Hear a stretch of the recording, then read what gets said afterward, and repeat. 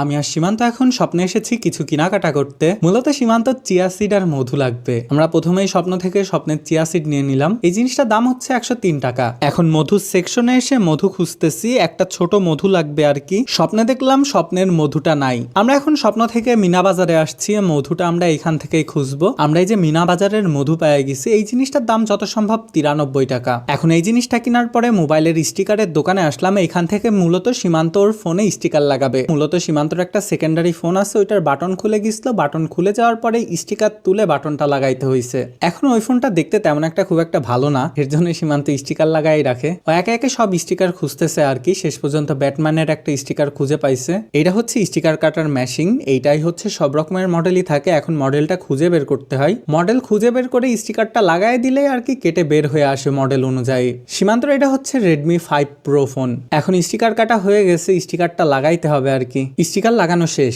Sticker লাগানোর পরে ও হচ্ছে ওর প্রোটেক্টরটা চেঞ্জ করতেছে। ওর প্রোটেক্টর ভেঙে গেছে। সবকিছু চেঞ্জ করার পরে ফোনটা দেখতে কিন্তু ভালোই লাগতেছে। এখন ওর আরেকটা ফোন আছে, সেই ফোনটারও চেঞ্জ করবে প্রোটেক্টরটা। ওর ফোনটা হচ্ছে গুগল পিক্সেল 7। আমার গ্লাস তো অনেক দিনে ভাঙে না, এদের গ্লাস কিভাবে তাড়াতাড়ি ভেঙে যায় সেই জিনিসটা বুঝি না আর কি। ওর এই প্রোটেক্টরও চেঞ্জ করা হয়ে গেছে। আমরা এখন এখান থেকে এসে দেখলাম যে এখানে মসাম্বি বেচতেছে। একটা ফলের দোকানে মসাম্বি, কলা, সেই সাথে হচ্ছে ড্রাগন ফল বেচতেছে। আমরা এখান থেকে হচ্ছে মসাম্বি কিনে নিচ্ছি। এই জিনিসটার দাম চাইছে 120 টাকা, আমরা দামাদামি করে 110 টাকা করে দিছি। আর সীমান্ত হচ্ছে 2টা ড্রাগন ফল কিনে নিল।